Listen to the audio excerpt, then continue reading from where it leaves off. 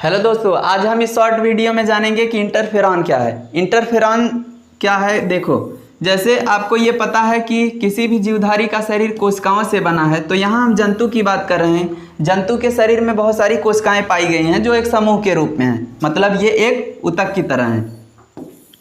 अब क्या होगा कि मान लो बाहर से किसी वायरस ने किसी एक कोशिका पर, मान लो इस वाली कोशिका पर वायरस ने संक्रमण किया। वायरस मतलब विषाणु। विषाणु इस कोशिका के अंदर प्रवेश कर गया, तो इस कोशिका के अंदर कुछ परिवर्तन होंगे। क्या परिवर्तन होंगे कि ये कोशिका प्रयास करेगी कि बगल वाली कोशिकाएं संक्रमित ना हो। भले ही ये कोशिका संक्रमित हो चुकी है, ये कोशिका नष्ट हो सकती है संक्रमण के कारण, लेकिन ये कोशिका प्रयास करेगी कि बगल वाली कोशिकाएं संक्रमित ना हो। तो ये वाली कोशिका क्या करेगी, जो कोशिका संक्रमित हो चुकी है, ये कुछ तरल पदार्थों का स्राव करेगी,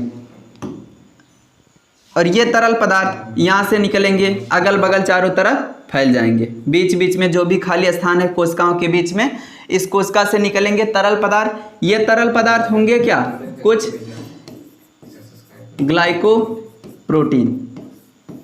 ग्लाइकोप्रोटीन क्या है कि इसमें ग्लाइकोजन की और प्रोटीन की मात्रा पाई जाएगी। अब ग्लाइकोजन क्या है, एक प्रकार का कार्बोहाइड्रेट, प्रोटीन आपको पता ही है।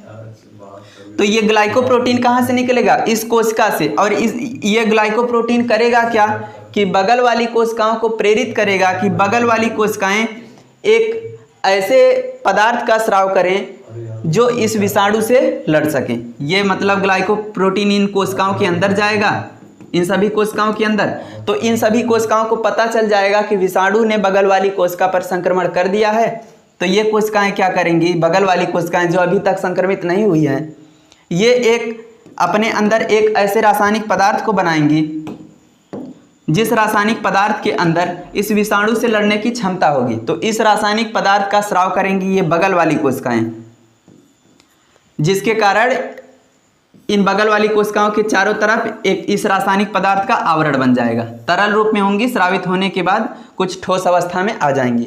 तो यही आवरण क्या करेगा, विषाणु से सुरक्षा प्रदान करेगा।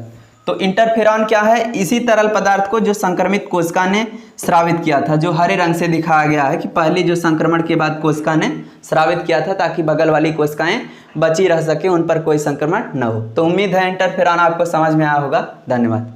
ज़्यादा लंबा हुई।